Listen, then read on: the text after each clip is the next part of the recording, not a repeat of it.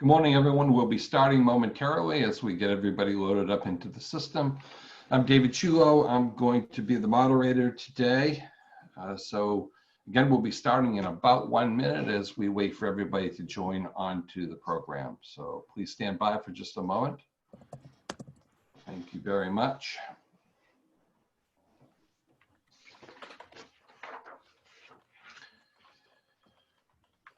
Again, good morning, everyone. Welcome to the Institute for Family-Owned Business How-To program this morning. We'll be starting in just about a minute as we wait for everybody to join us.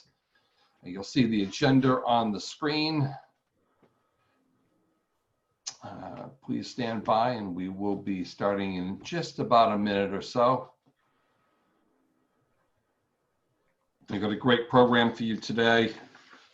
You will have your video shut off during the program, and you will be on mute during the program. However, you will be able to provide questions through the chat feature, which you will find at the bottom of your Zoom screen. The chat feature is available to you to provide any questions as individuals are speaking, and we will be monitoring those and providing them to the to the speakers as they come in. So again, we are simply waiting for everybody to join. We are almost loaded up, and as soon as that happens, we will be happy to start the program. And as I said, you're listening to the Institute for Family-Owned Business How-To Family program this morning, managing COVID-19 health, banking, legal, and HR. And the program will be starting in about 30 seconds here. We're almost loaded up. You can see we got a few more coming in. So as soon as they come in, we will be starting the program. If you're wondering where Catherine is this morning, Catherine unfortunately had a power failure in her area, so she is not on yet this morning. So as moderator, I get double duty today. I get to also do a little bit of hosting duties and speak for her this morning. So. All right, well, it looks like most participants are in, and I'm sure they'll be still flowing in over the next period of time here, but let me get started. Again, I'm David Ciullo. I am the past chair of the Institute for Family-Owned Business, and Catherine Wyvett-Fawcett, as you know, is the executive director. If you hadn't heard, she did lose power this morning, so she's asked us to continue the program, as we obviously would. I have some speaking parts for her, and I'll do those now. So, as she says, welcome and thank you for joining us today. Thank you to Key Private Bank for being our title sponsor for the How-To series. Thank you for Maine Biz and the HR Convention for also helping to sponsor us today. This is the second time to do a totally remote work program. We've been doing them for 5 years in person and remote at Hudson University in Westbrook, but now we're excited to have you all here. As many of you know, the IFOB is a nonprofit that helps family businesses succeed. We are facing challenging times, and we have adapted to bring a new programming like today through Zoom and moving all of the programs online or postponing them later for the year. We have over 50 programs this year, so we anticipate to keep the fun going. We also have some exciting news to fulfill our mission to support local family-owned businesses. The IFOB board and staff have decided to waive all new family business membership fees for the remainder of 2020 and to open our affinity groups to all family businesses to help you. Please contact us if you'd like to sign up.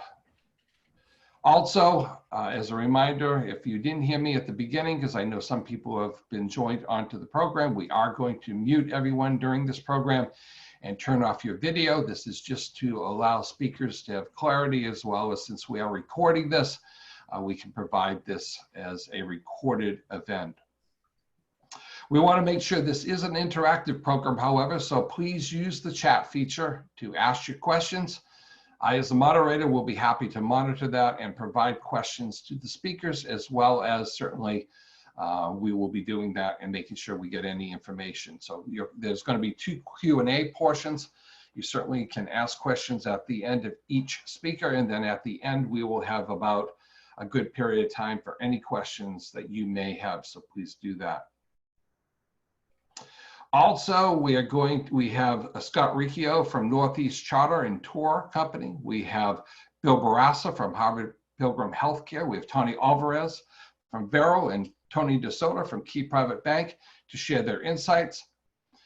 Catherine's been meeting weekly with groups of Portland leaders, including Quincy Hensel from the Chamber, Lynn Tiverson from Visit Portland, and Mary Alice Scott from the Portland Buy Local.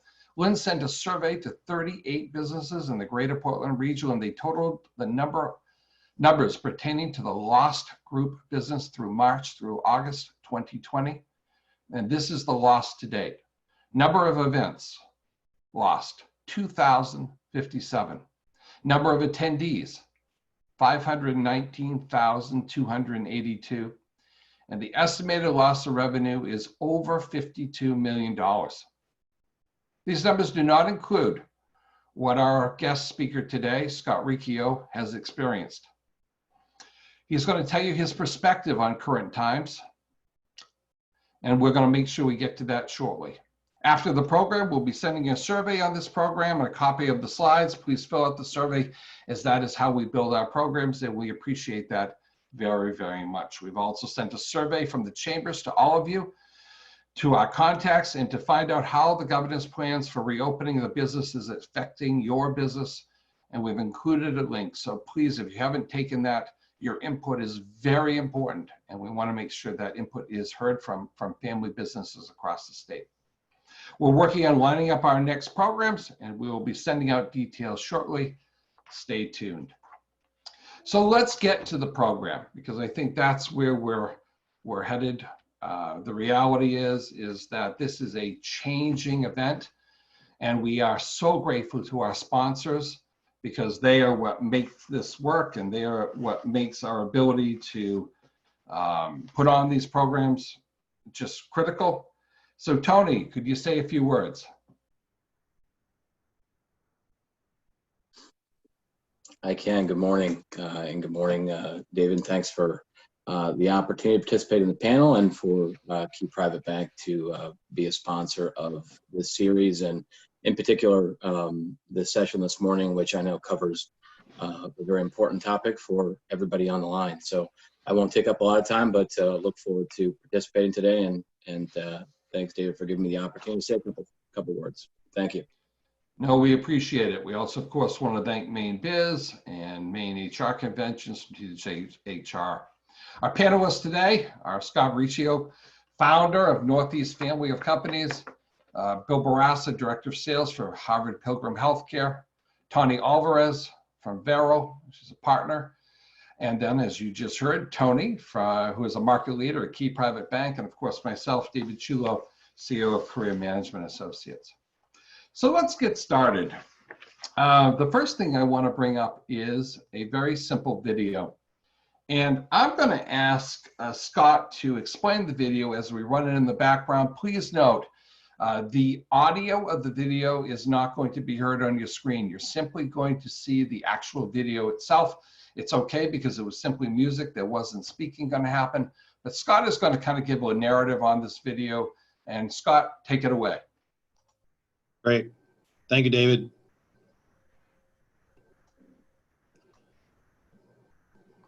Go ahead while we wait it to load. So on March the 16th, COVID-19 really affected us as motor coach companies here in the state of Maine. It moved from the West Coast to the East Coast, and we came through a complete shutdown. Anyone who was out on the road, colleges, school trips, were told to return home.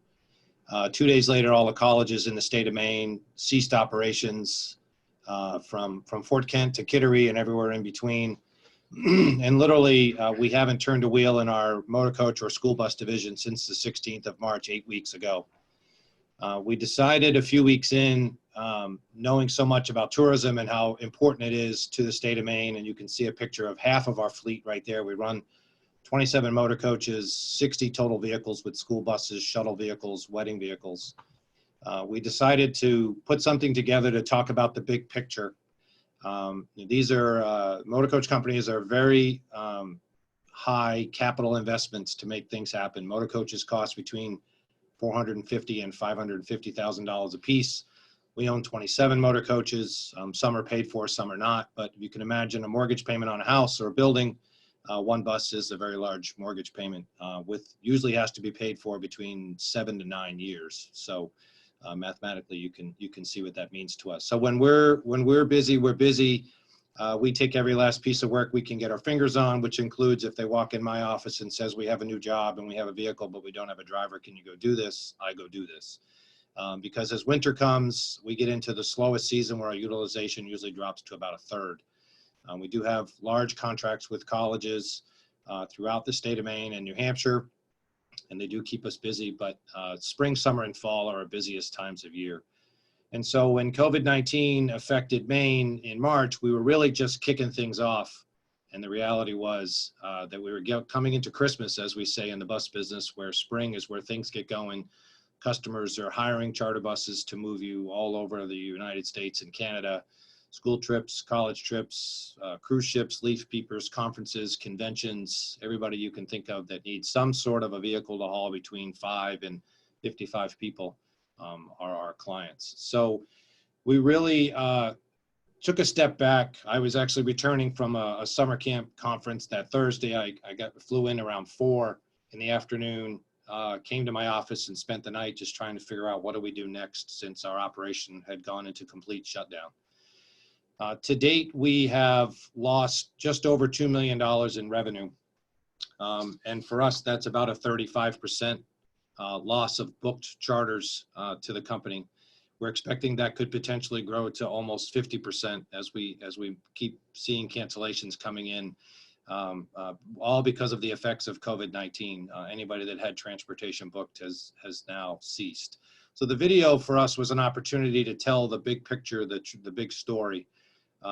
We're a cog in the wheel when it comes to tourism. When we transport the Portland Sea Dogs, the players, to an away game, when we bring the summer camp kids to Hadlock Field, when we transport a bride and their wedding party, when we haul an athletic team from a college, when a convention comes to town, these are all people that we move within a component of tourism. And so the piece for us was that we know it's important to work on safety first, and to make sure that a minimal amount of people are affected by COVID and in our state and across the country. But there was going to be a big long-term effect, and it was important to understand what that meant in terms of tourism dollars and tax dollars and jobs.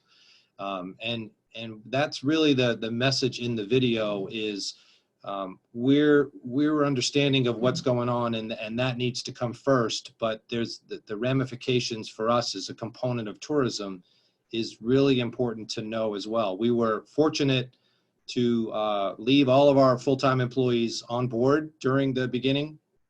And we had 28 full-time employees. Everybody was working reduced hours here in the office and from home. And then even the drivers were sitting home getting paid, hoping that all of this was going to go away in May or June, and we were going to get back to work and keep the team together. And obviously it's May and we're not working. We don't plan to move a wheel till maybe the end of June, maybe beginning of July on the charter bus side, unless something new comes in that we're unaware of, but everything essentially is canceled. And since then we've applied for PPP and taken advantage. We're in our first payroll with PPP and working on more plans going forward of how to keep the ship afloat, keep the employees intact, and survive what COVID-19 has brought to us in our industry. I also think it's important to really, as I said, the first night I came to work after getting back from my trip, it took a step back to really decide what do we need to do today? And I can tell you that through my industry and through tourism-related businesses here in the state and across the country, other motor coach companies as far away as Seattle, California, everywhere in between, the networking opportunities to talk with other like companies about how they're handling this. What does PPP mean? How many versions of the application will you fill out? Who should you be talking to on a regular basis? We're really all part of the strategy. I can also tell you that cash and conserving cash was really important as we moved forward. We had no idea in the beginning what the banks were willing to do or not willing to do, still learning what PPP meant and how it was, whether we were going to be accepted and how we were going to be able to use it, how many different versions of the SBA application were going to come our way. So there were so many components and so many late nights of working that were really important to get where we are today. I mean, this is week 8 for me that we haven't turned a wheel. All of our employees are here. We are working on a lot of different projects internally that we have time now to do that we may have not had time to do before. But the evaluating what the strategy is and then maybe bouncing it off of your peers, your CPA, your controller, consulting with your attorney when need be. These are all really important factors that have gotten me and this company to where it is today. And we're in an okay position. You know, we're not turning any revenue coming our way, but we're in an okay position and really just trying to plan for the long haul in a worst case scenario. So, you know, when you're looking at a really good year and coming off a really good year, the best year ever in the history of the company, and now you've lost over $2 million of revenue, almost 35%. There's a few changes that need to be made. And having the really solid relationships that we have with the banks, with the associations, talking to the Office of Tourism, talking to Lynn at Visit Portland about what's happening in that neck of the woods. The Maine bus companies, there's 5 big charter companies here in the state. We talk once a week and try to work together as what's working for them, what's not working for them, how are they being affected, to open those doors of communication. The main companies have always been, we compete in a friendly manner, but we also work together on a regular basis. And it's always been that way with the 5 companies. And I think the reality for us is without those opportunities of what you think a strategy should be, and then bouncing some of those ideas off of others, I don't think it would create the success that we are. I mean, some people have just stuck their head in the sand and said, I'll figure it out when it's over. But when you're losing that kind of revenue and we have 96 total employees in all of our divisions, it's a lot of people counting on you to make sure that they still have a paycheck, and that they take care of their essentials and that they know that you care about them. So those relationships and reaching out and having a strategy, but then deciding, is it the best strategy, and can I shift it? Should I change it? And then trying to adapt with the changes that are coming down from PPP and the federal government SBA every day. I mean, there were, you know, multiple versions of what you could do and couldn't do. And even this morning, we've talked about how things are still changing. It was interesting how and grateful that they funded as fast as they did, but the rules hadn't come out yet, the final rules. So, you know, we're trying to adapt with, you know, how do we do that and still, you know, make the payments that we need to make on our vehicles, on our buildings, and take care of payroll. So these are all really important factors. And I feel very fortunate that I have the relationships that I do, because I don't know that the business and I personally, mentally, physically, emotionally, would be where I am without those opportunities. And a bunch of those have created, you know, they don't just fall in your lap. You got to get up and go and work late and push hard. And there were plenty of days that this was extremely stressful, and you had a good strategy and you came in the morning and there were new factors to think about and you had to re-strategize. So it had lots of challenges, but I think once you feel you have a good plan, you've consulted with the right people, you make sure that you stay in touch with your employees. You know, we're doing Zoom calls with 65 drivers. It's kind of fun to do that. And a bunch of, you know, we're calling them the new Red Hatter Club of America, because they're all kind of giggly and they haven't seen each other and we haven't seen them. And, you know, we just want to make sure for their health and wellness purposes, as well as ours, that they're doing okay. And we're doing the same thing internally with our employees 5 days a week that are working from home, or whether they're in the building or in a different section of the building or a remote location, just to make sure everybody's doing okay and you can work on your plans and still carry the business forward, because this will end at some point in time in some shape or fashion. And when that happens, you need to be ready to go. And so how do you do that? Some days it's not as easy as turning on a light switch. Some days is a little more intricate to make it happen. And for us, you know, we're a rolling stock company, so we have to have lots of legalities, and that drivers have to have physicals and so forth. So we have to make sure that we're ready to make that happen as soon as we can. And it's really all of those components pulled together that really put me where we are today as a company. And yet we don't know when COVID-19 is going to not affect the country in Maine. We don't know if there's going to be a summer tourism season. We don't know at this point if summer camps are coming and tourists are going to visit us, if cruise ships will be here, if conventions will come back. It's a lot of variables. We're a company that's potentially looking at not having any revenue for a year. It is part of the worst case scenario plan. As much as it's hard to talk about it, it's a potential reality. And so we're working closely with the networks, Maine Office of Tourism, DECD, just reaching out. We've talked to all of our delegation. The Maine bus companies have talked to 3 weeks ago, Senator Collins, Senator King, Congressman Golden last week, and Congresswoman Pingree yesterday. Just really talking about the things that affect us here in Maine as motor coach companies, as well as tourism. And then also there are 3,000 motor coach companies across the country.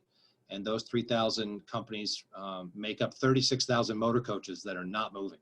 And the ratio of employees to motor coaches is for every one bus, there's 7 employees. So mathematically, there's a good chunk of people that are either were on unemployment or now on PPP or still on unemployment, something of that. But those vehicles are not moving. And when you're that highly capital vested, it can create some challenges to try and stay above water. But I'm grateful for the opportunities that I have to, even the conversations we've had as a group with Family Business Group has been really great, because every little snippet is helpful in every way, shape, or form, and you take from it and build and hopefully build a good company in bad times that will come out of it.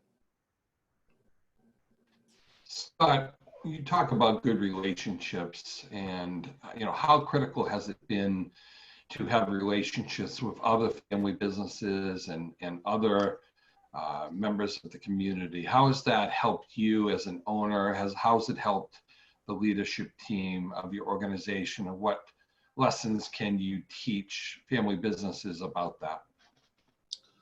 Well, I think internally, and I touched on it earlier, the Maine bus companies are competitive, so to speak, but we're not cutthroat competitive. We're friendly competitive. So I talked to different companies. There's 2 in the Portland market, and then there's Sear in Old Town, and we're all 4 of us are literally talking once a week, just about how is this affecting you. Jason from VIP and I did a Zoom call yesterday with Shannon Moss from Channel 6.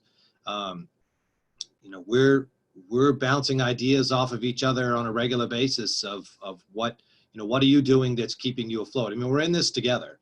And all of the bus companies in the state of Maine are all family owned, all of them. So it's important to share ideas and whether you have them or they have them, just to try and help maneuver this.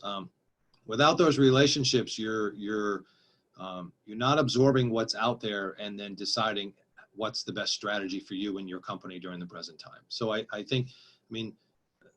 talk to companies in Seattle, California, Iowa, Ohio, Pennsylvania weekly. And some of it, we've broken off into, we've got an organization that we're a part of called the International Motor Coach Group, IMG. We talk with different types of meetings on different subject matters 2 or 3 times a week. And then there's little subset groups of that. So there's a friend of mine who owns a bus company in Montana, and a friend in Seattle, and a friend in Iowa, and a friend in Pennsylvania. We've created our own little subset group of, what works for us, and trying to review PPP and understand it, or trying to review a strategy, or, what's the long-term plan, right? Nowadays, some of the big conversations are what's going to be the cleaning procedure and protocol to protect your employees once the buses get back on the road. So we're all comparing notes on a regular basis to talk about something they may have learned that I didn't, or vice versa, just to try and compare, to create more best practices for each individual company. It's really, without those relationships, I don't feel that I would have as strong a plan as I do, and mentally I'd be feeling okay every day, because there's a lot of worry. Many of the motor coach companies across the country will go out of business, guaranteed.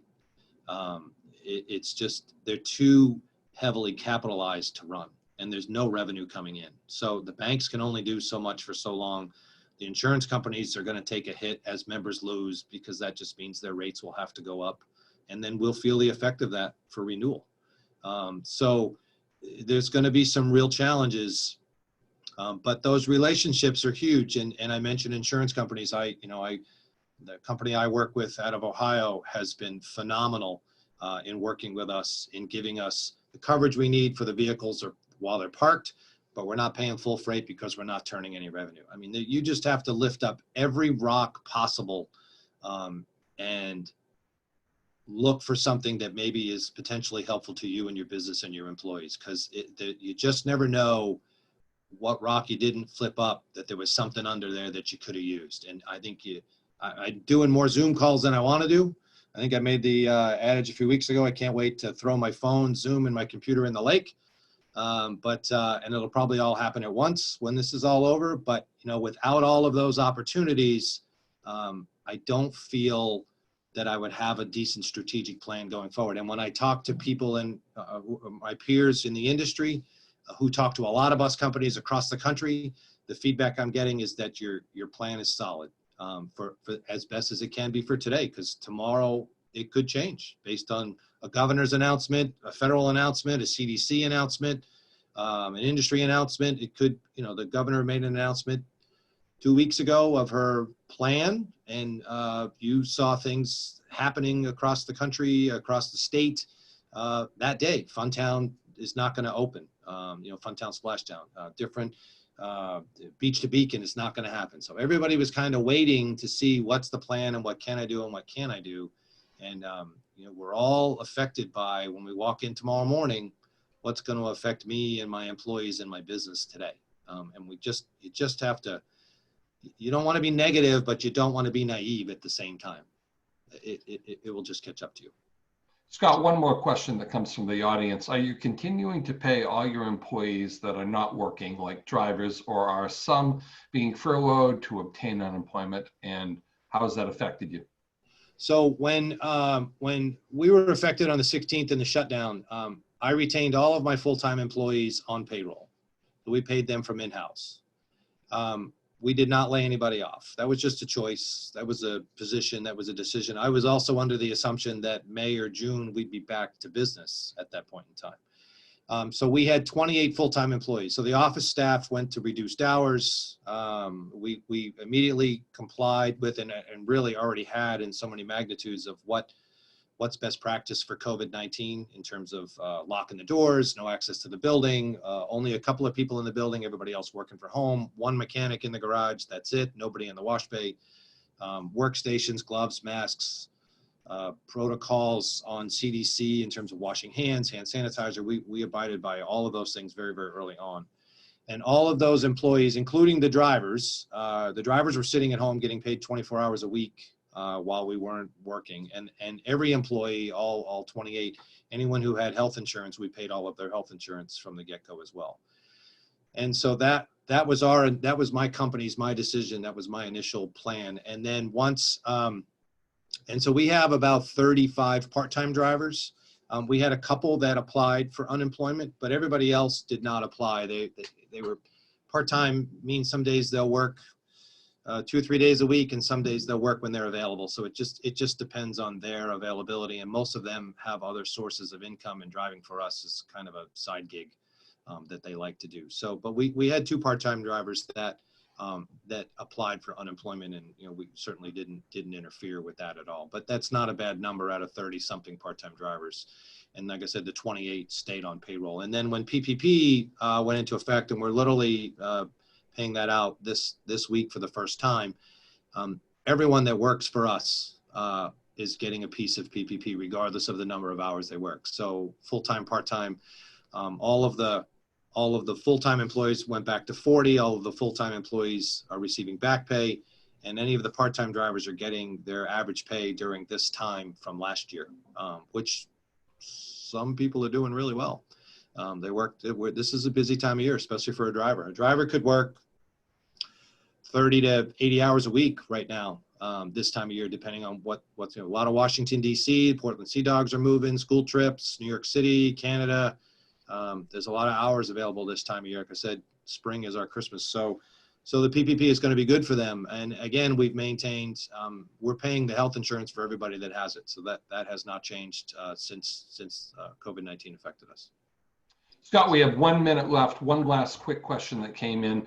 Can you recommend someone to help navigate the unemployment maze from a company perspective? I delegated the unemployment piece to my general manager, to be perfectly honest. As I worked at other levels of other components of SBA and PPP, I just couldn't navigate that. I would have to ask who he spoke to when it came to unemployment. If somebody wanted to send me an email, I'd be happy to share that information. But I delegated that responsibility, so I'd have to check with Larry. No problem at all, Scott. And of course, in your information that everybody received, you'll have all our emails, so feel to do so. Yep. Scott, thank you so much for your presentation. We appreciate your time doing that today. Thank you. So next, our next speaker is Bill Bourassa, Director of Sales here in Maine for Harvard Pilgrim Health Care. He's going to be going some information for you, as you see on the screen. Bill, thank you for joining us. Thank you, David, and thank you to the Institute for having me today, sharing Harvard Pilgrim's approach to COVID-19, how we've adapted our own business model to help our members, our clients, like many of you out there, and our community. I'll actually have you go to the next slide so we can touch upon a number of points here, and so I don't have to stare at my own face smiling back at me. This is our 38th day from working at home. I heard you, Scott, say that this is 8 weeks, and if you're following Bob Marley's coronavirus watch, we're actually on day 60. So it's been a significant amount of time.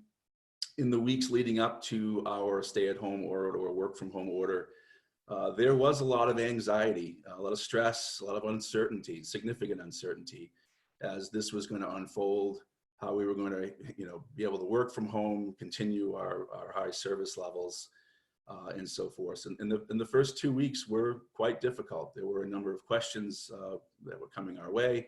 I'll get into that shortly, and adapt. So, Dave, if you want to go to the next slide here, we'll look at some of these points I want to cover. Thank you. I'll bounce around a little bit, but this pie chart shows a number of points I want to discuss today. First, to enabling employees and ensuring our business continuity and continuing customer service really can be summed up in a couple of sentences. One, we needed to take care of our home and our people. We needed to maintain that high level of service that our customers have come to expect. And the second one was the easier of the two, right? So our business continuity model has always existed. Most of our employees, whether it be member services, folks in our sales office in Portland, or physician services, client services, those all have the capability of working from home. We take our phones and our laptops with us, and we're remote and full connectivity. The challenge really was taking care of home and people. So as we all went home, it became clear that we needed to allow our employees to buy desks, buy anything that they needed to support their environment at home. And that was one part that was fairly easy. We can all order from Amazon and have things delivered. We could have someone bring equipment from our office in Portland out to everyone as well. The difficulty was really taking care of people. So I mentioned earlier, a lot of stress, a lot of anxiety. As we worked from home, we continued to answer questions from our community and our employers and our brokers. That took a toll on all of us. Many of us have children at home, other families that we're juggling as we continue to maintain that service level. Some of those children are in schools, so some of our employees are half working and half teaching their children as they go through this process. That's something that we've had to maintain, communicate, make sure we're talking with everybody, keep spirits up. And it's something we've adapted. I have to say I'm quite proud of the team. They've been able to do that and maintain this high level of service and help people navigate through healthcare. I'm going to jump over to the next piece is our legislative and regulatory influence. I'll stay away from the national level as far as legislative and so forth. I know we're going to talk about the PPP here shortly and a number of other things. I'll talk mostly around the state level. So right from the beginning, we were part of weekly meetings with the state of Maine and the Bureau of Insurance, not just us, all the payers involved here in the state. And one of the messages that we received and is stuck in my mind right from the beginning is one of the worst things an employee or a person can go deal with during a pandemic is losing access to healthcare and health insurance in particular. And the Bureau basically said, we don't want to step in and help regulate this. We want you to be as liberal as you can with your policies here to allow that to happen. There was one thing that the state did step in that had to do with premium deferrals that occurred in early April. And it in short said, we cannot cancel an employer's health insurance or an individual's health insurance for non-payment through June 1st. So that was an order that was released again in early April, and we're abiding by that at this point in time. How we handle payment moving forward is still up in the air. That's something we're talking about daily at this point, and we'll have some news on that, I'm sure, shortly. So from there, I'd like to go to removing barriers of care, easing the burden of the health delivery system. When we talk about removing barriers to care, we're talking about deductibles, co-insurances, member cost share. Many employers have high deductible plans, many members are on high deductible plans, and those are a barrier sometime when accessing care. And so we eliminated those cost shares when it came to treatment of COVID, as well as testing and so forth. This also gave us an opportunity to drive and promote urgent care usage, as well as telemedicine, whether that be with your local physician and what they may have set up with their telehealth services, or through our partnership with Doctor on Demand. Cost shares associated with Doctor on Demand and telehealth were also eliminated as we went through this process. We next altered our eligibility guidelines. So, as an employee who joins an employer, there's typically waiting periods to join the plan, and there's also minimum hours that an individual has to continue to work to qualify for health insurance. Those were eliminated pretty immediately. So the minimum hours went from, say, 30 per week down to 0. We also allowed employees who were laid off or furloughed, they could remain on the plan, basically. That has proven successful through the month of March, through the month of April as well. We did not see our membership drop as much. We are expecting a significant amount of membership drop probably here in May, and as we move forward. That's something that we're looking at very closely. We suspended certain prior authorizations for services, whether that be like in an ambulatory center or any surgeries that may needed to occur. We're stewards of healthcare dollars, so that was a fine balance for us, and having those prior authorizations are an important tool to make sure things are necessary. But relaxing those now gave people that access to care that they needed. And the last thing I'll mention relative to this is a special open enrollment period. It typically occurs when, whether it's on a business calendar year or just your health insurance plan year, there are open enrollment periods for people to join. In the individual market, that's for January 1st. And again, for an employer, it could be throughout the year. We allowed an individual who may have waived coverage in the past to join the health plan without any restrictions. That occurred for a short period of time back in early April. And the last thing I'll mention here is just around community support. Couple things here. We offered up some Living Well programs. That's our internal wellness program, Living Well.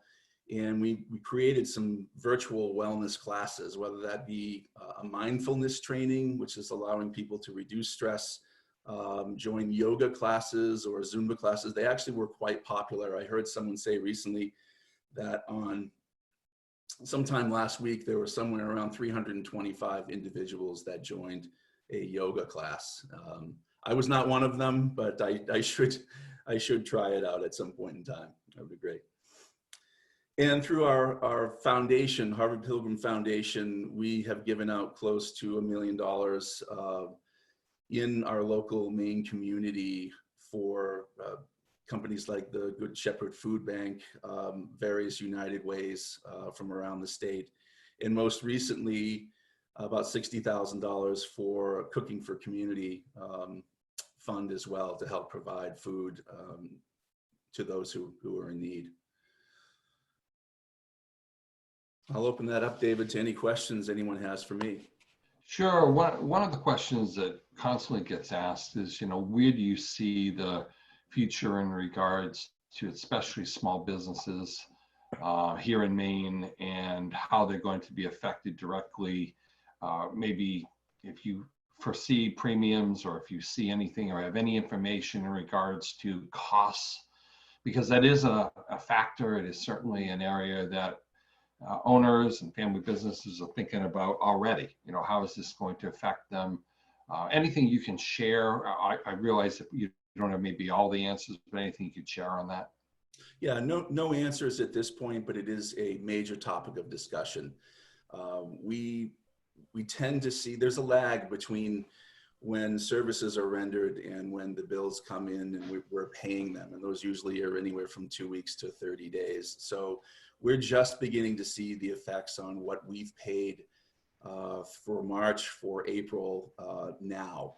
And we're analyzing that data as to how much of a drop we expect throughout this situation, and how that in turn leads to our annual trends, what that means for pricing as early as fourth quarter of this year. At the moment, we're still using our annual trends. That's anywhere from 8 to 10% of medical inflation for combined both for medical costs and pharmacy. But again, that's something that is on our mind, and we'll be looking at as pricing continues, and we talk about pricing in the fourth quarter and of course the new year.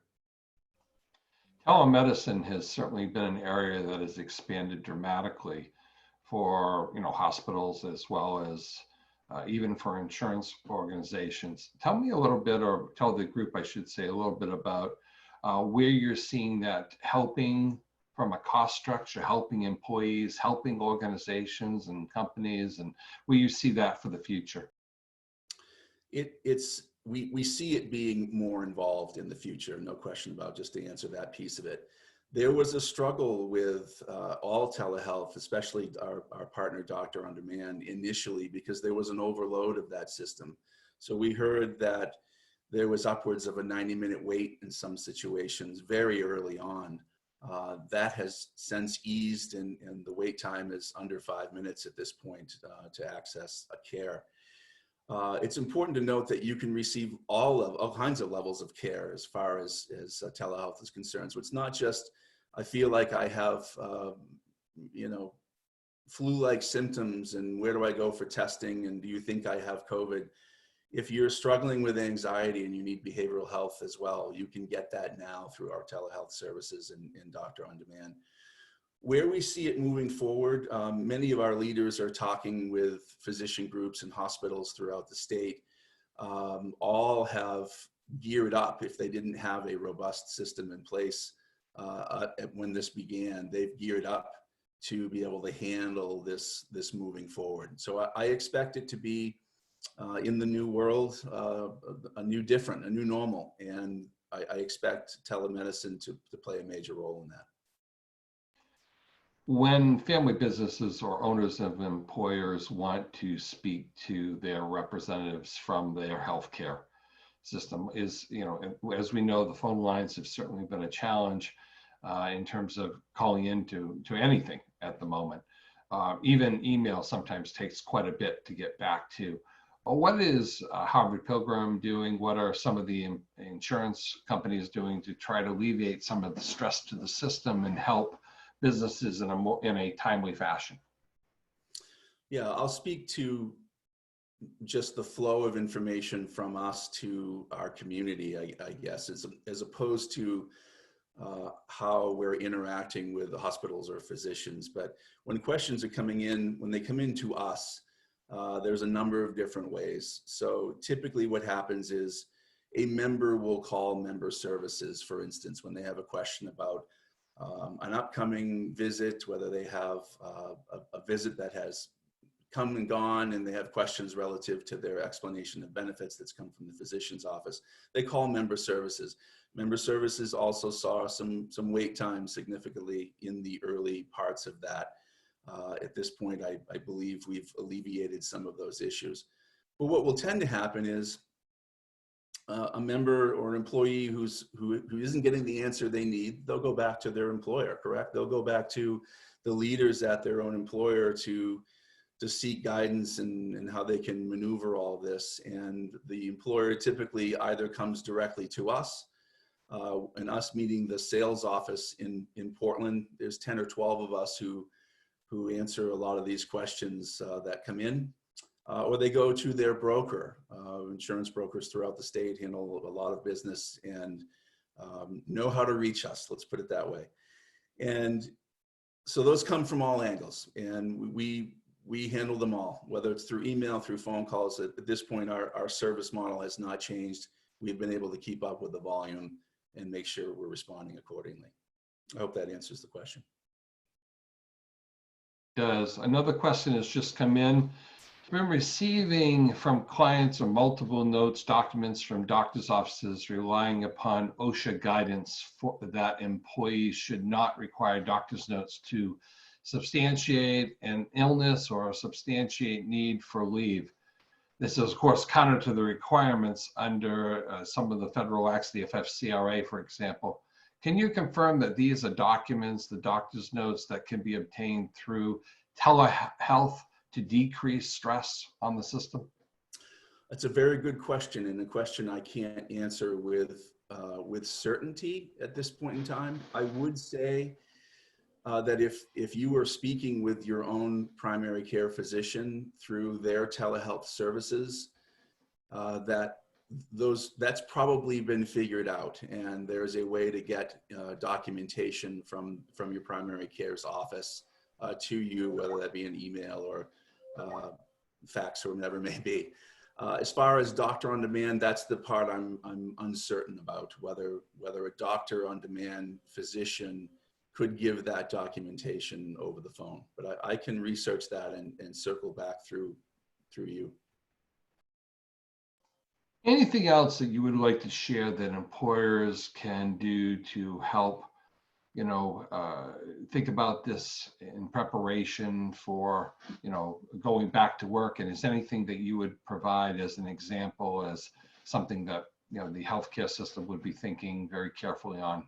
Anything else you want to add? I would add that one of the latest topics is mandatory testing for employees coming back to their employer's work site, and how employers are handling that. That's an area we have not resolved internally at this point in time. I kind of liken that to a flu shot scenario. So many employers will have a nurse come in and provide a flu shot, and if you provide your Harvard Pilgrim member ID, that's something that can be covered under the plan. At this point, we haven't navigated through that channel, but it is a hot topic. I know we're hearing it from many employers in our broker community that employers are considering this, and how we cover it if we're involved, whether it's mandatory or not, is something that we've got to determine and resolve here in the next several weeks. Bill, thank you very much for your time today. It's really appreciative and great information. Good, thank you. All right, let's move on to our next guest. I do a radio show. You'd never know it by saying next guest, just how it is. Next is Tawny Alvarez, partner of Verrill. She's going to be talking to us about, of course, what everybody's thinking about, the legal aspect of this. Tawny, please join the show. Thank you, David. It's unsurprising that my slide doesn't follow any of the rules of PowerPoint, and is just filled with all the words. What I do on a daily basis is respond to questions regarding COVID-19 at this point in time. In addition to all the litigation I had kind of before the pandemic hit, now most of my day is spent responding to on-demand questions or issues regarding all aspects of the pandemic. A lot of the things that David's going to talk about later in the program are things that I can provide guidance on, but David and I spoke and we kind of divided the human resources aspects of COVID-19 and the pandemic into a couple of different segments. So I'm going to speak specifically about responding to employee concerns, and then also the effect that COVID-19 has on employee privacy. And I know we have a question regarding testing, and I'm going to talk a little bit about that in the second part of my comments. When we're talking about these issues, however, I find that the easiest way to do that is through a hypothetical scenario. So I can give you all the law in the world, but in the course of a presentation, that's not going to be helpful. Another thing that's super difficult for me right now is I am much more of a pacer and a dynamic presenter. So usually my arms would be kind of flailing and I'd be doing some pacing, and I'd also be able to see everyone's faces, which isn't helping right now. So if I stumble or falter a little, I apologize. But let's start first with the hypothetical. If you have questions about the hypothetical or you want to change some of the aspects to it, please use that chat function and we can evolve the scenario and go from there. So the scenario, my employees are complaining that they don't believe that I'm providing sufficient protections. I can't do anything more. They're all being provided with masks. We're strictly enforcing social distancing. Gloves are available if people would like to wear them. Let's also presume that there's hand sanitizer. All the tape is on the floor saying people move in this direction throughout the location. There's all the personal protective gear that one could wish for. The employees who are complaining are taking up a lot of my time lately, and they're just not listening to the things that I have to say. I think that they're all looking to get fired so they can collect unemployment. They make under $26 an hour. So right now, if they weren't working, they likely would be making more in unemployment. When you take the $455 they'd get with state unemployment from plus the $600 in federal unemployment. Can I just fire them? That's usually the question I get. Can I fire them? We're an at-will state. Can't I get rid of them? And then once I get rid of them, can't I argue that they're not entitled to unemployment, and really just kind of put the nail in the coffin? So let's talk about the risks associated with just firing a person because they're either refusing to work or they are being very vocal about not wanting to work or not being safe. The first one is the whistleblower retaliation. So under state law, there is a whistleblower statute that provides that if an employee in good faith makes a complaint regarding something that they either believe to be or that is in violation of state, federal, or local law, that they are protected against for retaliation in the future. Now, retaliation could be firing, it could be a demotion, it could be poor work hours, it could be unfair reviews, it could be being asked to perform jobs that are seen to be less desirable than other jobs. So be mindful that retaliation is very expansive. So if you were to fire this person, they likely would have a claim of whistleblower retaliation under state law. They also would likely have a claim of whistleblower retaliation under the OSHA statute. So OSHA has a general care provision which requires employers to create a safe and healthy work environment. If the employee in good faith believes that the employer is not doing or taking sufficient acts, making sufficient progress or providing sufficient personal protective equipment, they likely would have kind of a case under the OSHA retaliation provision.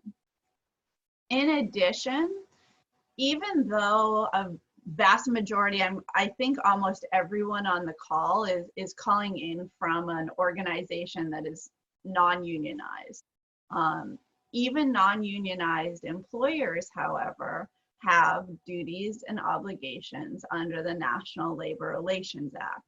So the National Labor Relations Act in general applies, most of its provisions apply to a unionized workforce. So they provide information regarding employers' collective bargaining agreements, what they need to do if unionization occurs or is being considered by their employees.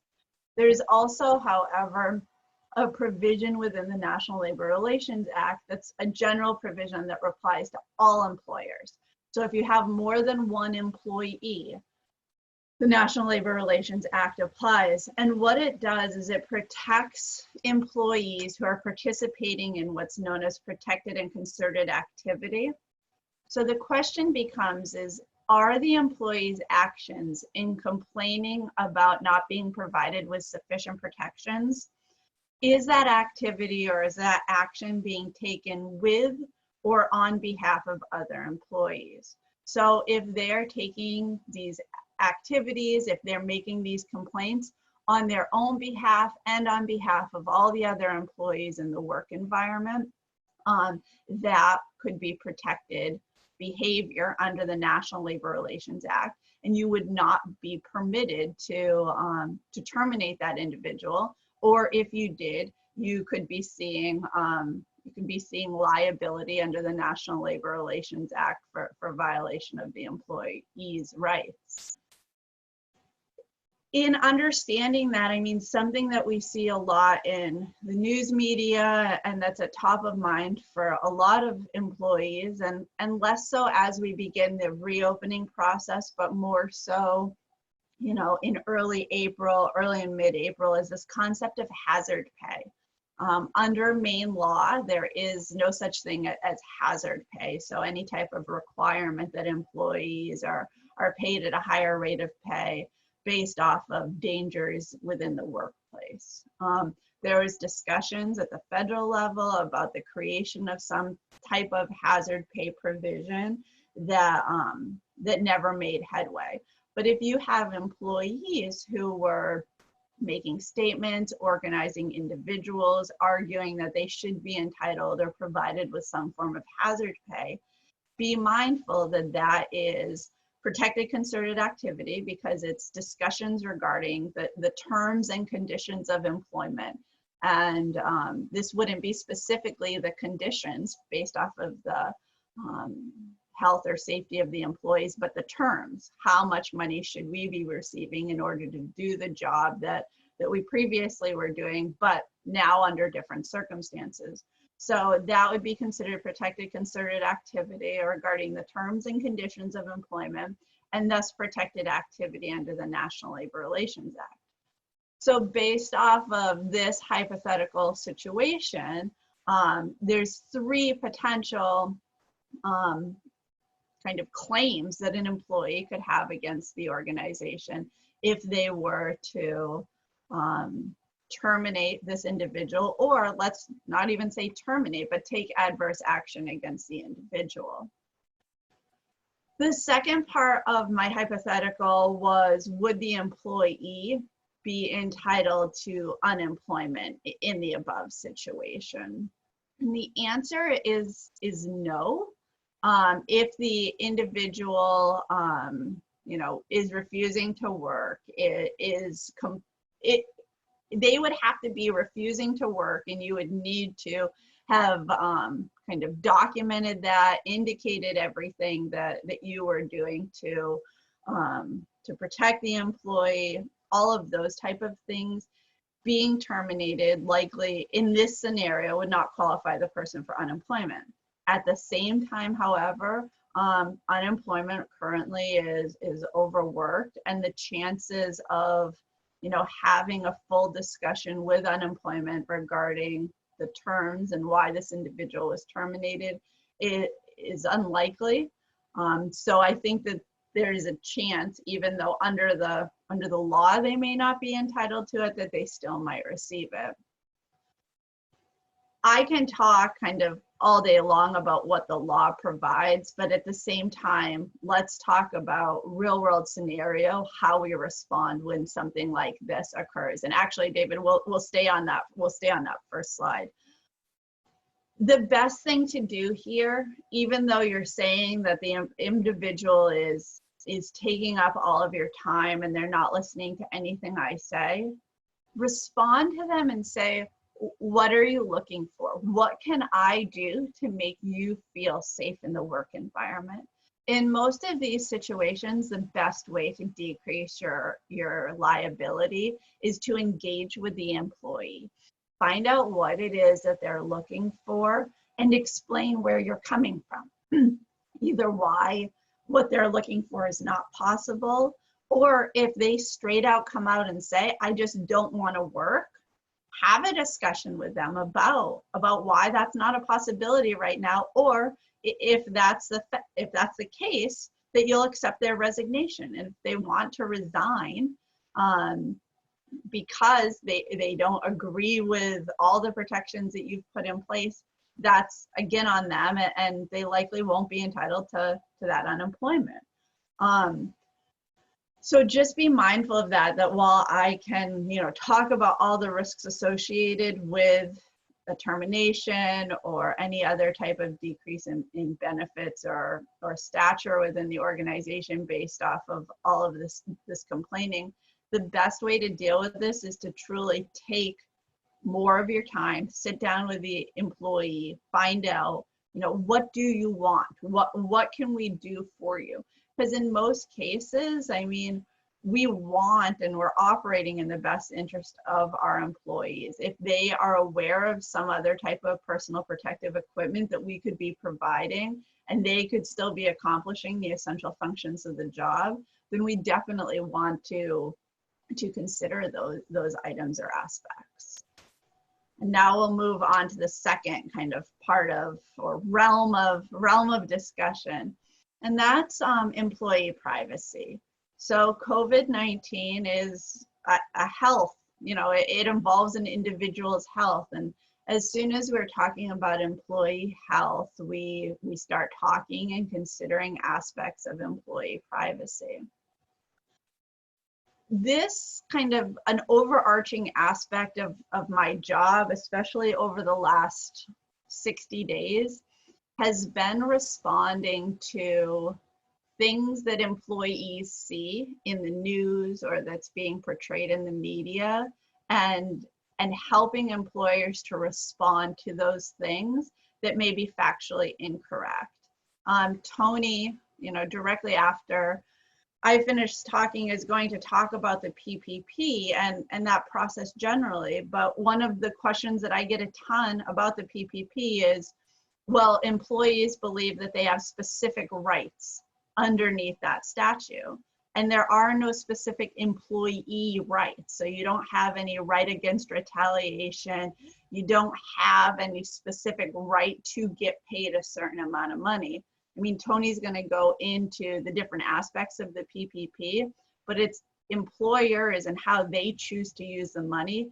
Employees aren't specifically entitled to their employers doing something kind of regarding their employment. It just involves how much money they potentially are going, you know, to see forgiven in the long run. So being mindful and knowing what's on the news is really important, because then you're going to understand where your employees are getting information from.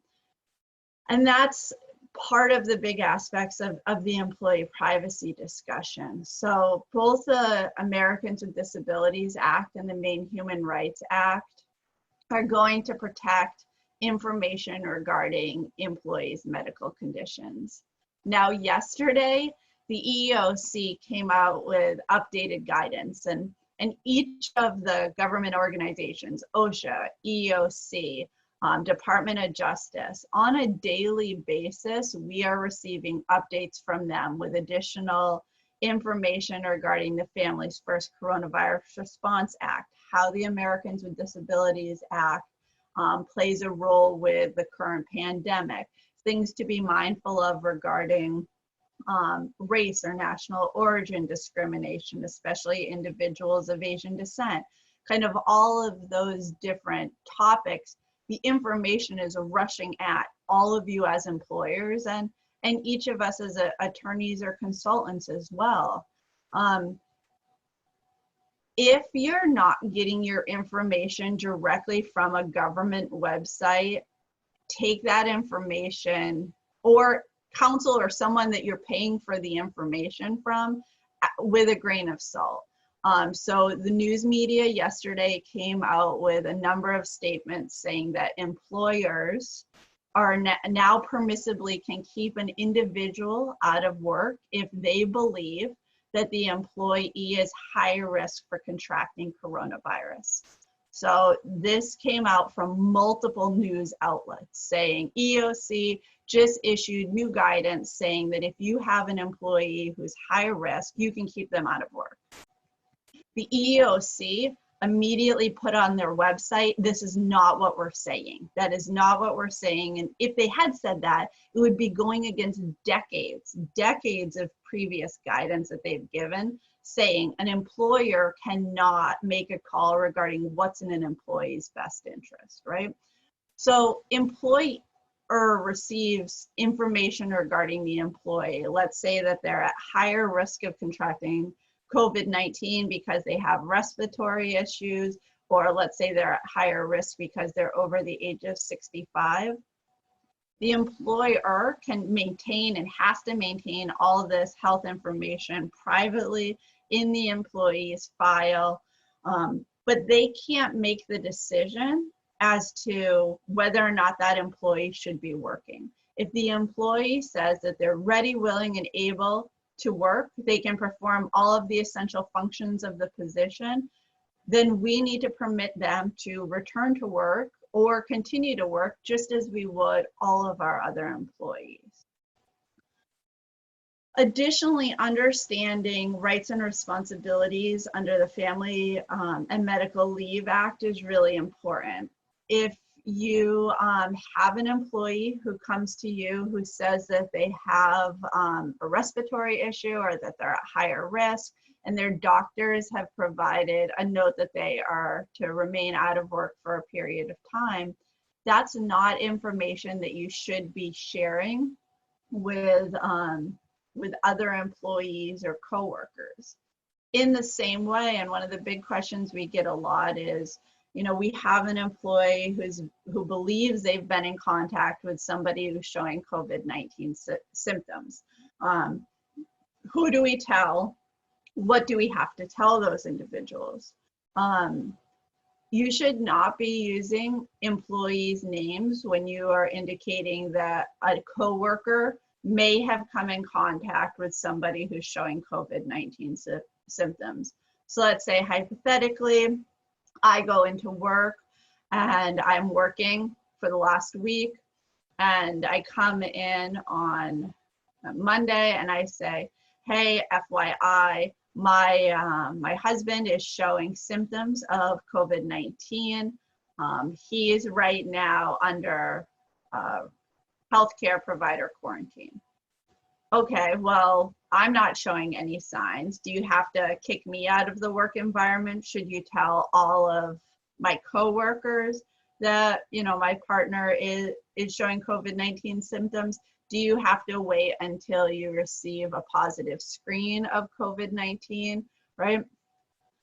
All of those are questions that culturally within your organization, kind of you'll have to answer for yourself. But if I'm not showing any symptoms and my partner is appropriately self-quarantining, right, there would be nothing that would limit my ability to come into the office. You would then not be in a position as an employer, however, to tell all of my coworkers this information, because you've now shared health information regarding one of my family members, and that could then lead to retaliation by my coworkers, them potentially not coming in contact with me, treating me differently, talking about health conditions. You can indicate, let's say I'm showing COVID-19 symptoms, however, and I've now been told that I need to self-quarantine. You would then tell your employees, you've come in contact with somebody who is showing COVID-19 symptoms. They have not tested positive.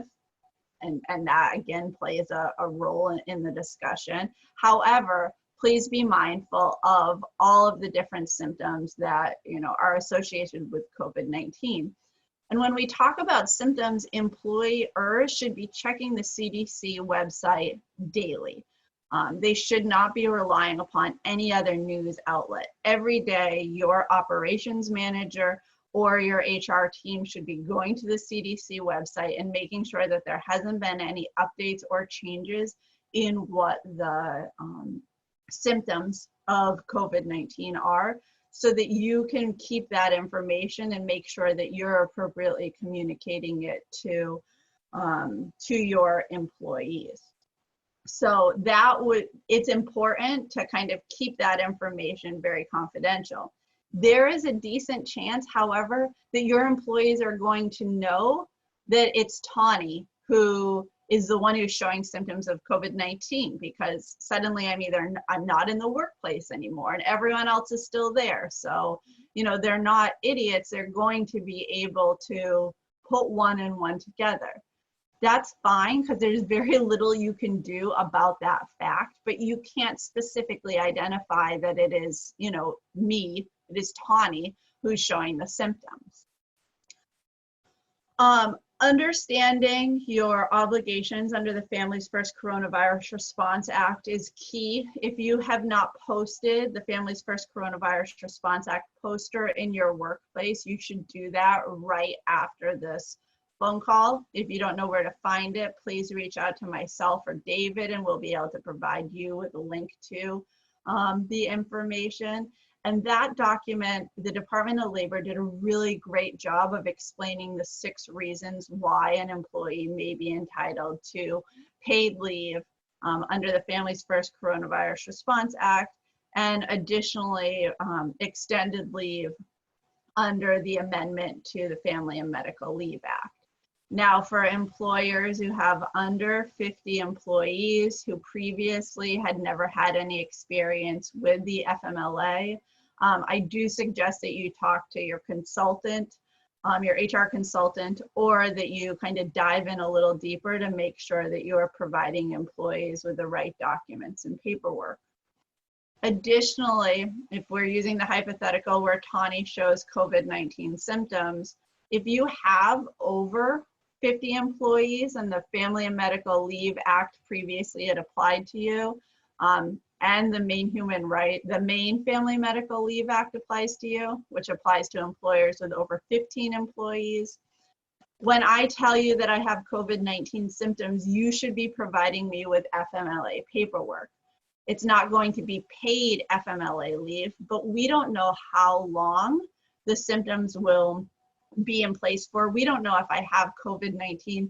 And as soon as you receive information from an employee regarding a health condition that's going to require leave for more than 3 days, you have an obligation to make sure that they are aware of their rights and responsibilities under the Family and Medical Leave Act, or the Maine Family and Medical Leave Act. And I think that that's an aspect that sometimes gets lost in the shuffle right now when we're focusing so much on pandemic preparation and rights associated with the pandemic. Tawny, there was a question that came in regards to this, and it's very quick. It says, who is acceptable within an organization to reveal the name to for anyone questionably affected for, is it the direct supervisor, HR only, team of directors, owner? Who is that? Yeah, so human resources should, if you have a human resources team, whoever receives the information from the employee, it should be kept within a very limited kind of segment of your organization. Whoever maintains control of your human resources policies, whoever operates as your HR liaison, they should then be the only person who has access to that medical information, and then they're going to notify the people who need to know that there is someone that they've come in contact with who's showing COVID-19 symptoms, and that they should be mindful of the symptoms themselves. If, and most likely the employees that you notify are going to say, is that why Tawny's out of work? Is that where Tawny is? Is she okay? It seems silly, but the HR representative or the operations representative, whoever has been tasked with that, should respond with, I hope you can understand that this involves private health information. I can't reveal who the individual is, and leave it at that. And then kind of in a separate statement, I can tell you that Tawny's absences are approved, and that's all I can share about Tawny's absence from work. So those types of conversations are what's most important. The HR representative should give the manager or supervisor an idea of the length of leave. At this point in time, Tawny will be out of work for 2 weeks, or she's unavailable electronically, or all of those type of things. If you have concerns or issues, you should direct those towards me, and I'll communicate with her if it's necessary. Under the FMLA leave, the employee shouldn't be providing any work during the period of time if it ultimately is determined to be FMLA qualifying. So there's a lot of different, it's a dance between the Family and Medical Leave Act, the Families First Coronavirus Response Act, and then the employee's privacy. The last thing that I want to talk about is testing, and I know we have a question regarding it, but there's a lot of information out there at this point in time regarding taking temperatures of employees, requiring employees to take their temperatures before they come into work, and potentially COVID-19 COVID-19 testing. In Maine, right now, I'm not seeing a ton of questions regarding COVID-19 testing, in large part based off of accessibility to the test itself. We have 2 blog posts on the Verrill blog called Taking Care of HR Business that discuss both of these concepts, both temperature testing and COVID-19 testing, in detail. But there are a couple of things that that you need to keep at top of mind. And Chris Lynch in the comments had asked a really good question. How often would one have to test? Weekly, monthly, quarterly? Well, the thing is if you're going to test, you need to be testing daily, I would say. So today I don't show symptoms and today I'm fine. I then go to the grocery store, I come in contact with someone, and I'm showing symptoms tomorrow, or I came in contact with someone last week who had COVID-19 and tomorrow I show symptoms. So unless you're able to, can everyone hear me? Yes, you're fine. Okay.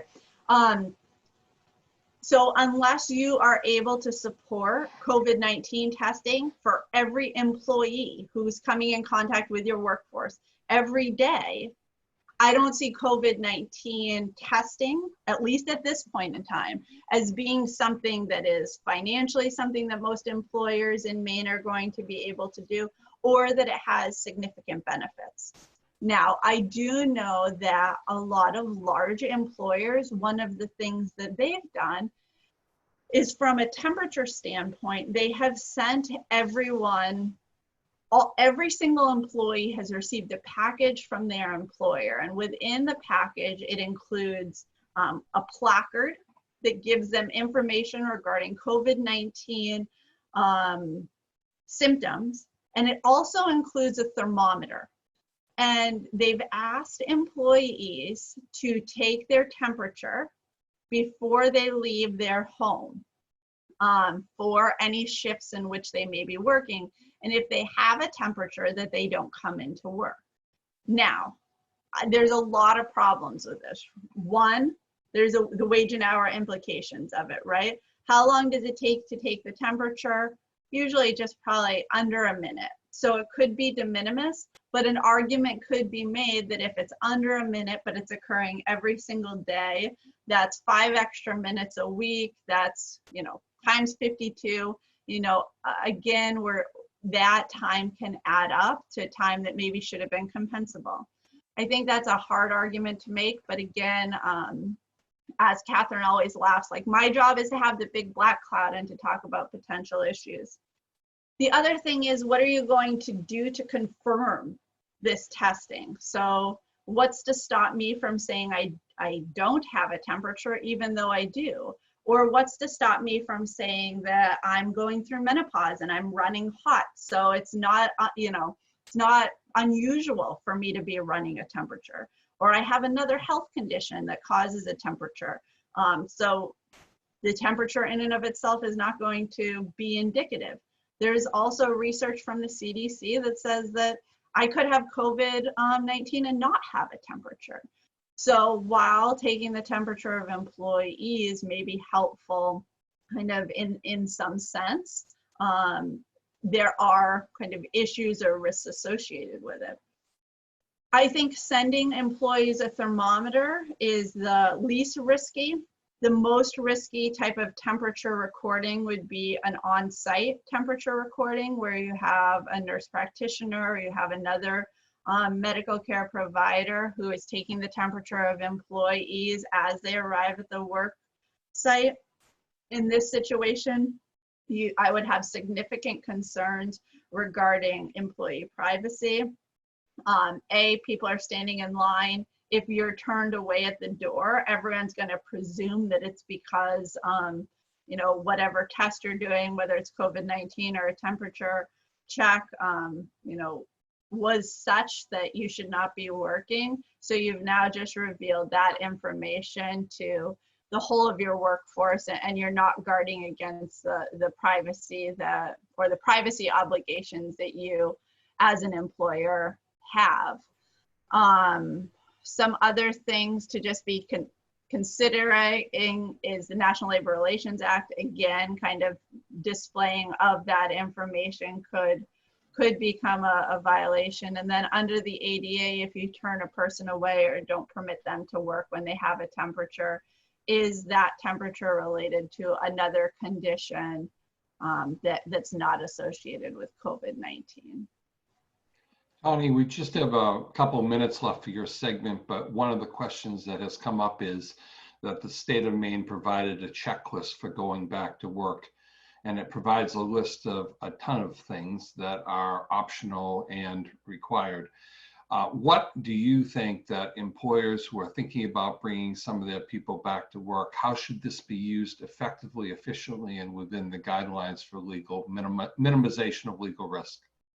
Yeah, so I think checklists are helpful, but at the same time, you need to make sure that it works with your work environment. So your industry, your work environment, and your company culture. And I say that when culture is a really difficult thing, because I'm not saying if your company culture is such that you're always close, it's really family orientated, I'm not saying, hey, don't socially distance and allow everyone to, hug and have all the normal contact that, maybe we are having in January or February. But at the same time, there's going to be risk, but in returning to work no matter what in the current pandemic, but make sure employees feel comfortable and most effective while simultaneously protecting their rights. So if you have employees who can't wear gloves, and that's a recommendation based off of your industry because they have a latex allergy, talk about whether or not we can provide non-latex gloves that would provide the same protection. If not, how often do we expect hand sanitization to be done? How close is their work environment to other individuals? Are there other shields or masks that can be provided? If the individual is indicating that they can't wear a cloth face mask, what other ways can we decrease their likelihood of spreading infection and protect them from other individuals who may be spreading?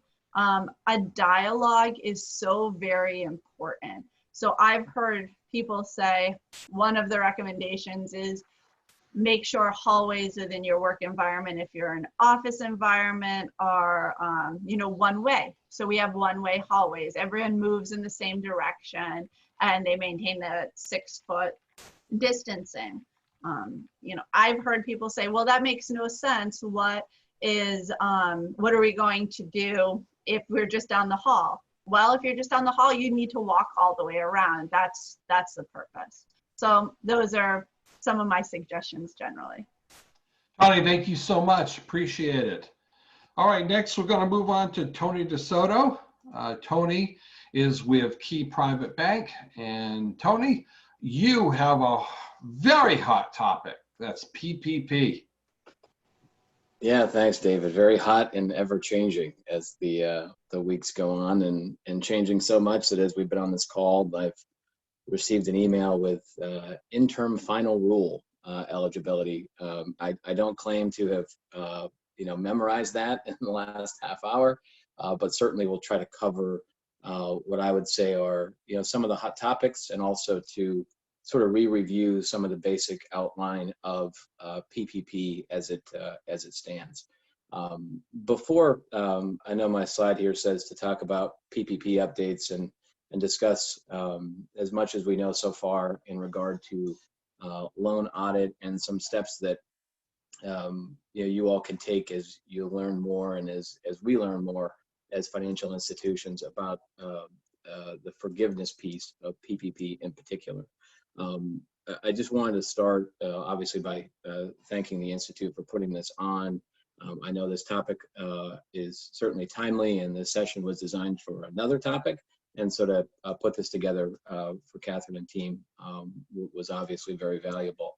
Along with overseeing our private bank at Key, I've also, up until recently, had oversight of our retail branch network in Maine and Vermont. So that's over 300 essential employees that we have certainly been working through these challenging times over the last couple of months, and making sure, as Tawny just went over, all of the ins and outs of how to keep an essential workforce safe, both for our employee base and obviously for clients that we're interacting with. So along with working through PPP over the last couple of months, our teams have also been working in our branch locations to ensure that our employees and clients are being provided a safe working environment. So it is ever changing.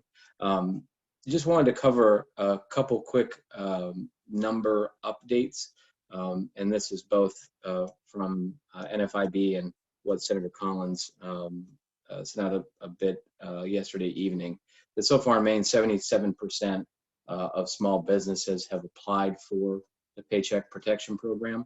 61% have so far received funds, which totals just a little over 26,000 Maine companies with a potential impact on 200,000 employees. So in terms of being able to act quickly and get these funds out to all of you in the small business community, I know I can speak on behalf of, I think I can speak on behalf of all financial institutions and say that we have certainly put all of our effort behind this. At KeyBank, we've done as many loan fundings in the last 2 months as we have done really in the last decade. So we've done over 40,000 loan fundings here in the last 3 or 4 weeks. So it has certainly been a rewarding and challenging time all at the same time.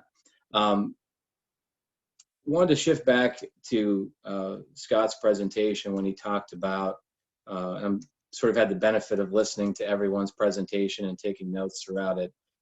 He really, outlined the current situation that he found his business in, and then ways to respond to it.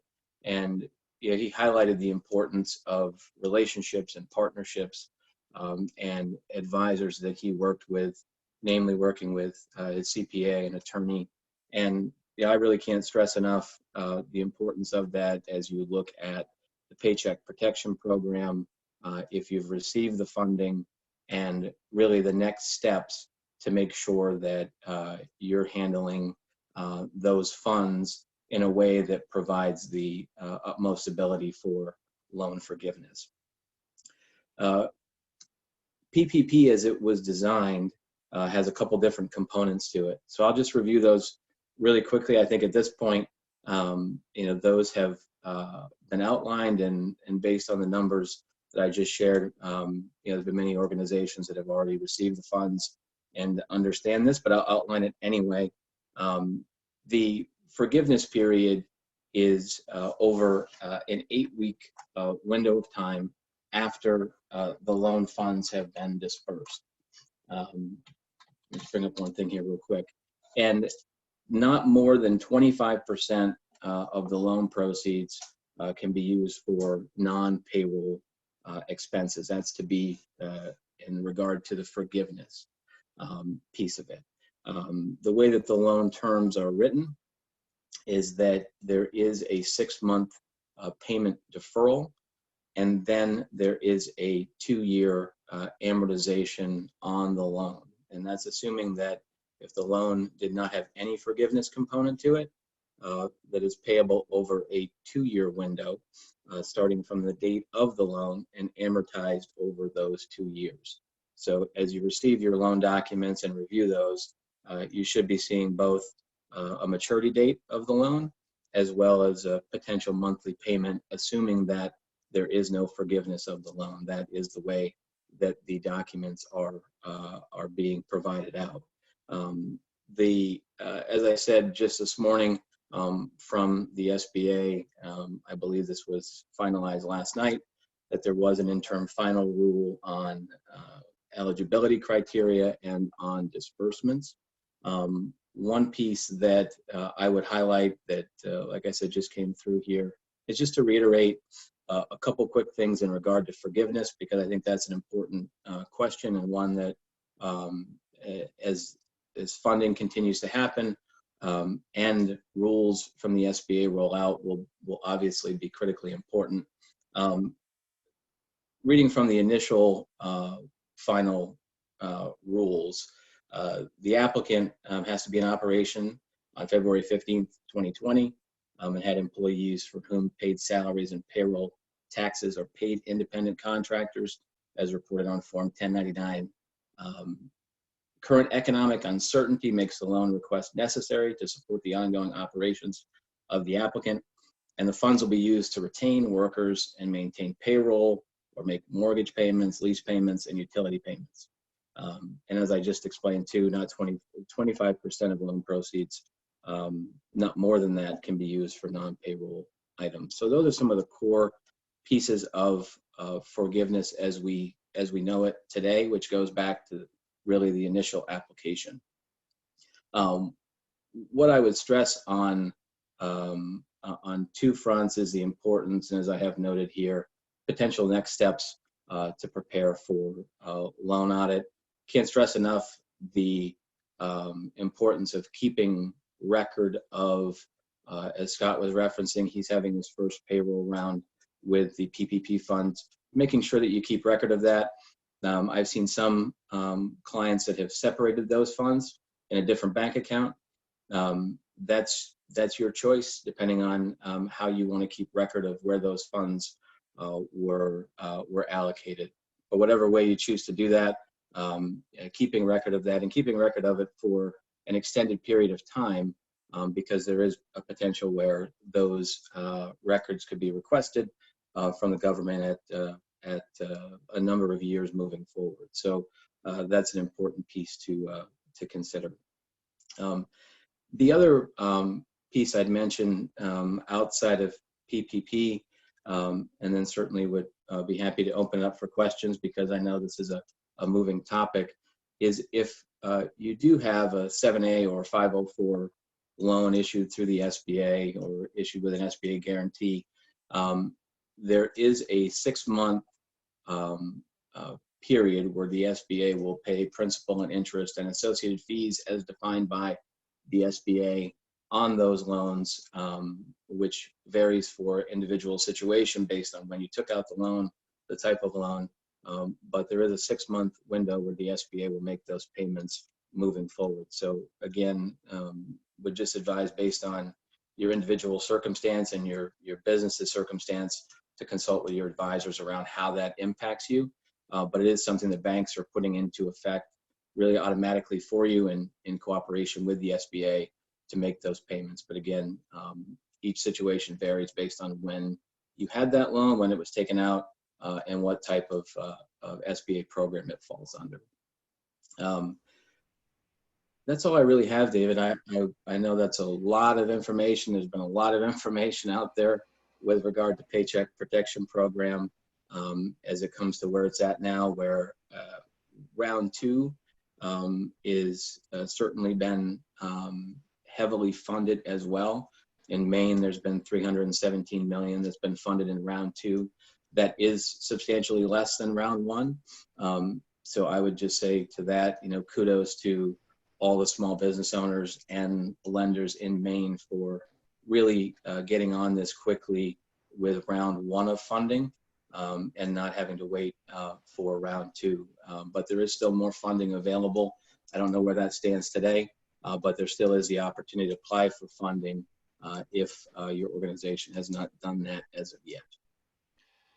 Sure, Tony, a couple quick questions that have been sent in. One asks the question in regards to once the 8 weeks are over, will the audit be done by the bank? How, or will it be the SBA? How will that work? Because it's, we're already 2 to 3 weeks for some of the first people who have already received the PPP. How are they to handle it from that point, or is that bank specific? Yeah, I think it's bank specific to some extent, but also I would continue to look for guidance from the SBA around, and we'll look for guidance as financial institutions around how to handle that. The one piece I would say in the information I saw this morning is that there's still more to come from the SBA in regard to guidance around forgiveness and specifically guidance around the 8 weeks from your loan date. So that doesn't really give an answer, but I would certainly talk with your financial institution. And there is, and I'll provide this out to Catherine to send out to the group if you haven't used it as a resource yet, both through the Treasury website and through the SBA. There is an FAQ that's really been updated every day as new rules have been rolled out around the Paycheck Protection Program. So that becomes an excellent resource to answer specific questions that apply to your organization. That's great. Another question just came in. If you have reduced wages on hours for employees, can you provide them or give them a bonus or in some way pay the back wages before the 8-week period is over to help with forgiveness? Again, very good question. And I would, refer back to Scott's earlier comment around engaging your advisors in that would definitely be a question I'd bring to your CPA and ask about the specific impact. And certainly for financial institutions, we would look for documentation and combine that with guidance from the SBA as the weeks move on in terms of what that looks like. But that would be a great question to ask your CPA, not to pass the buck by any means, but like I said, each situation is different, so your CPA would be able to provide guidance for you on that. One other quick question is, I know that certainly employees can be paid through the PPP funds, but can an employer or family business use it to pay 1099 funds if they are a ongoing contractor for the organization? Yeah, that was a early and initial question. Obviously, is the other piece, if you remember, as this was rolled out, it was rolled out for one window of time for corporations, trusts, and then LLCs, and then separately it was rolled out for sole props and 1099s to apply, and that really became a large number of round two funding because of the way that it worked out. Again, there's some variability in the way that the SBA is reviewing that. I don't know, David, if that's outlined in the new interim financial and interim rules that were sent out last night. I'd have to look at that and confirm that. So the answer is I don't know that, but it might be in the rules that were just rolled out last night. No worries, and I'm sure you'll provide the information to the group, and we appreciate that, Tony. Thank you very much. Okay, so whoops, we're going backwards. Lastly, I get to see my face on the screen, but I'm just going to provide some very simple topic informations in regards to unemployment, some furlough information, layoffs, and of course the returns, and then open it up for questions. Tony is also going to join me, as she mentioned in her segment, for some of this conversation. Well, let me start with just one thing that may or may not be something you're aware of, and something that CMA put out earlier in the week, which has been out for a little bit, but is important to know. Under the CARES Act, there is a grant being provided for child care subsidies for essential employees who exceed current program income guidelines. To make this very simple, the bottom line is, if you are an essential employee and your spouse is an essential employee, or your partner, and you have a child that you're taking care of, and they are able to go to a daycare facility which is open for essential employees, and there are many throughout the state, you can get through OFCF, or the Office of Child and Family Services, a subsidy that will be paid directly to the child care provider.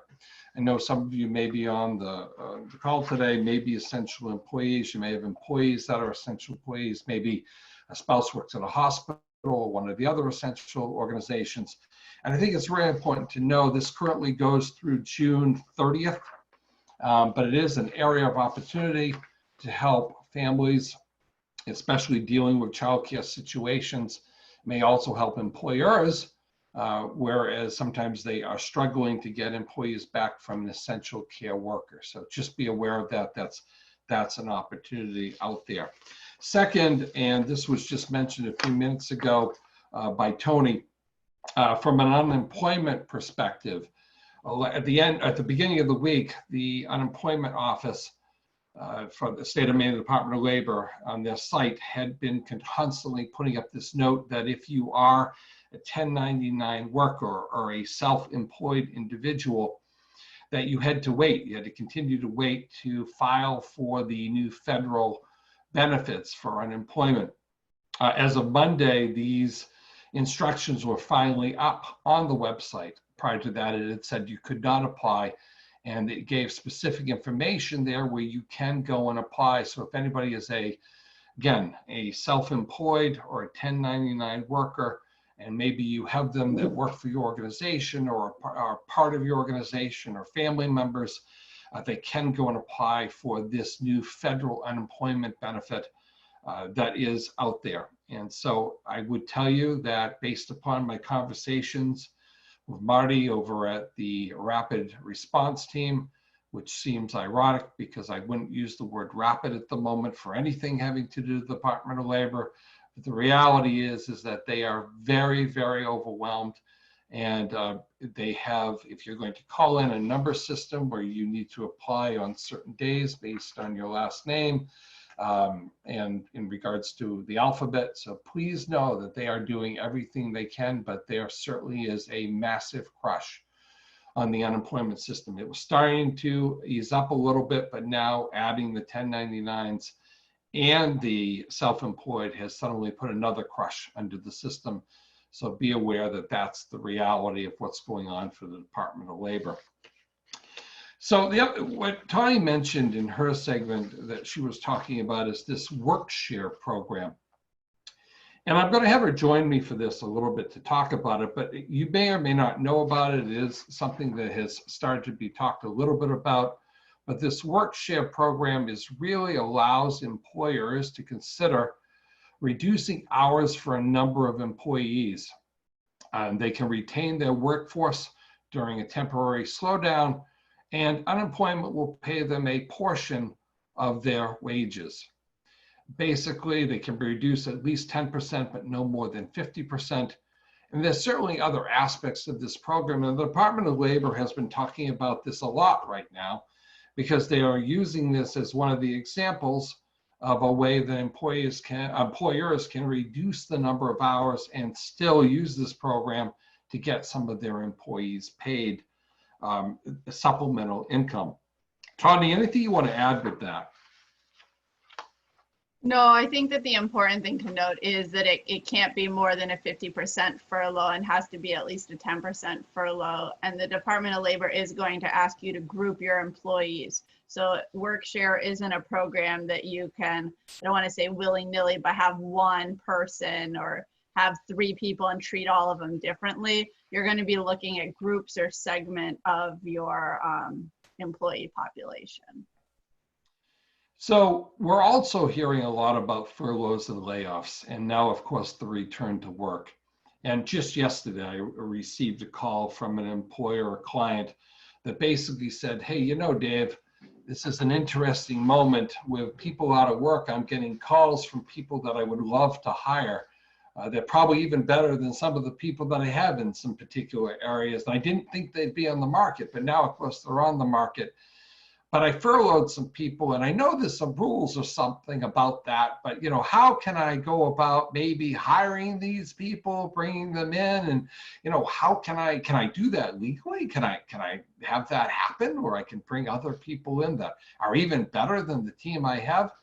After which I, of course, smile and go, well, it's not quite that simple. And I almost felt like Tawny in saying, well, it depends. But it's also part of this situation of understanding that there are rules and regulations that go with furloughs. You're still paying them, for example, in most cases. These employees are still being paid for their health care.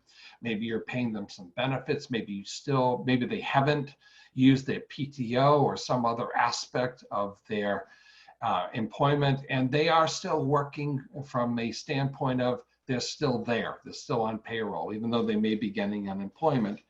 And in fact, because you're doing that, we really would be saying that they get the first chance to come back. Now, it doesn't mean that there aren't ways to have conversations about adding people. You can add people. It's just that you want to be looking at the specific, for example, area. Maybe it's a sales role, and in this case, it happened to be that they were going to add these people in Massachusetts. Massachusetts was not an area in which they were currently doing sales, and this salesperson had come forward and they were interested in expanding their market share. That might be an area that we can look at in regards to additional people coming onto the organization. But again, they had some people out on furlough from Maine and New Hampshire because they're a more regional group. And so that conversation has to be dealt with. So understand that it's not as simple sometimes as saying, hey, you have to go out there and, you know, hey, somebody came up on the market and I don't want to necessarily bring them back. That's a much bigger conversation, especially if you're going to go from a layoff, temporary layoff, to a permanent layoff, and how that affects you hiring and how that affects employees.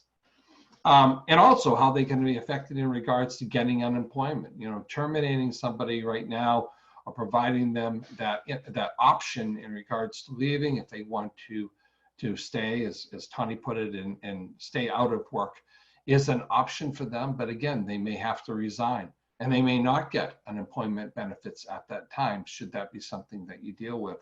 So this is a very tricky area. This is an area that you really need to look at and think about before you make these type of decisions when employees are coming back to work. I'd say get some advice, get some advisors on it, and make that happen. I was just looking over at the chat room, and a couple of questions appear to come in. If you have reduced wages or hours for employees, can you give them a bonus? Oh, I'm sorry, that was the question before. My apologies. We'll be likely reducing hours by 20 to 40% per week for some employees. They will apply for unemployment. Is it true that this will not affect our claim status for insurance? As far as I understand directly from the Department of Labor, that actually happens to be one of the things on my sheet today, is that no, it will not be affecting your unemployment insurance rate. That is what the Department of Labor says. I always like to say that's what they say today. So there's no guarantees of what will happen in the future, but right now that does appear to be the answer, that it should not affect your rate. Tawny, do you have any update on that? Would be different than what I understand at this point? No, but I would note that the Department of Labor has been very precise in their language, saying that it won't be counted against you if it's solely due to COVID-19. So if there are other factors that come into account, this is a slowdown period. Anyways, those type of things, just be mindful of that. And it's, again, not a loss. So be mindful of that. And it says solely. Okay, great. This is the last thing I'll bring up, and then I'll open the audience up for questions as we get ready to wrap up here in the next 10 minutes or so. The last part I'll just remind you with is, I get the question of, I want to bring back some people, but not others. Some people are out on furlough, some people are out because of situations. How do I handle that situation? And the answer is pretty simple. It depends on what you're bringing back. Maybe, for example, the operation piece of your business is improving because of a need. Maybe sales you are bringing back because you need to go out and get more leads. Maybe you need more administrative staff to bring back because of the crush of paperwork or the crush of information you need, or finance needs to come back to deal with Tony's PPP. Tony, you must love how I assigned that to you directly. Anyways, the reality is that, you know, it is okay to bring back different departments. You are business owners and family businesses. And the other thing I would remind you is that the question comes up about bringing back family before other parts of the business. And that's an interesting question, but I would say that it depends on a couple of things. One, are they owners? Are they partially part of the business? Are they someone that we need to bring back because of their need, their expertise, or what you need for the business specifically? That is a question you might want to get guidance on. And I'll also ask Tawny, anything else you want to add on that portion? The only thing I would add is to be very careful about parental discrimination. So don't say, oh, well, we can't ask Joe back because Joe's a single dad and he doesn't have childcare right now because schools are closed. Do not take that into account. Offer Joe the position. Let Joe say, I can't do it because of childcare, and then provide him with the Families First Coronavirus Response Act leave if it's applicable to you. But just be mindful that do not take kind of parental concerns into account. This is one of those times where bias can really hurt you. So be very careful on understanding when you're bringing back people, you should have real good business reasons for bringing somebody back, or business reasons for putting somebody out on furlough or layoff. It is very important that you do that. You know, I guess the other thing I would last leave you with in my section is understand that employees expecting that you're going to do the right thing. This is a family business, and you usually take care of your people. And remember that how you take care of them will determine whether they'll be there in the long haul. And how you treat them right now today makes a huge difference as to what they're going to remember when all this is over a year from now. You know, you heard Scott say that he kept people on because it's the right thing to do and they're getting other projects done. And the ability of the PPP funds have allowed him to do that. and keep that go forward. And he's trying to talk to other organizations to bring them together to understand the best practices. You've certainly talked to Bill about how you can manage your costs and look at exactly on what's happening in regards to insurance. Have those conversations, use telemedicine, other ways to think about it, and partner with people and really make sure that you're taking care of yourself. In these dates and times, it's a little harder, but it's very important to keep that health and make sure that's happening. Tawny would like to keep you out of trouble, right? So remember that it's still your decision. We like to say as consultants and as legal attorneys, we provide guidance. It's still your call. But I understand doing it the right way will make a huge difference later on in terms of making it happen. And then obviously, as Tony said, it's all about the record keeping, making sure that if you did get the PPP funds and so forth, that you're making that happen. So I can just tell you that I've enjoyed doing this with you all today. We have a few minutes, about 5 minutes here for open questions. If you have one, please put it on the chat line now so that we can make sure that we answer it for you. And what I'll do while we're waiting for that is I'm just going to go to each speaker for a final thought or word. And Scott, we'll start with you. What's your final thought or word today? Great conversation from all aspects. Great speakers, great contribution. Probably saw my head bopping up and down a lot, maybe going left and right a little bit, but all of the subject matter today are extremely valuable for everything we do, and it was a great opportunity to spend these 2 hours doing it. So thank you. No, thank you, Scott, for being on. And Bill. I would echo that. Very good conversation. I think from our perspective in the healthcare industry and the insurance world, still much left to discuss, right? So there's how we move forward and decisions that will be made will be coming up. So stay tuned for that. Talk to your employees, answer their questions, and pass those questions back through to us. So thank you. Tawny. I mean, and compassion is the most important thing right now. Be compassionate with your employees. Understand that everyone is struggling during these times. And I think that's going to be the biggest thing to decrease your risk during these times. So thank you all. And then Tony. Yeah, I'd say the same thing. Just thank you, right? So thank you to the presenters. I certainly learned a lot this morning too from the other presenters, and thank you to those that signed on for signing on and for everything you're doing in the communities and for your employees. So thank you. Finally, I just want to remind everyone that after this session, participants will get a follow-up online survey that's really important for the IFLB to make sure that we're thinking about our programming go forward. They will also be including a recording and a newsletter later that day, and it will include the online to the YouTube of this program for you to share and use as you see fit. Look at that, 1 minute to spare as we end today.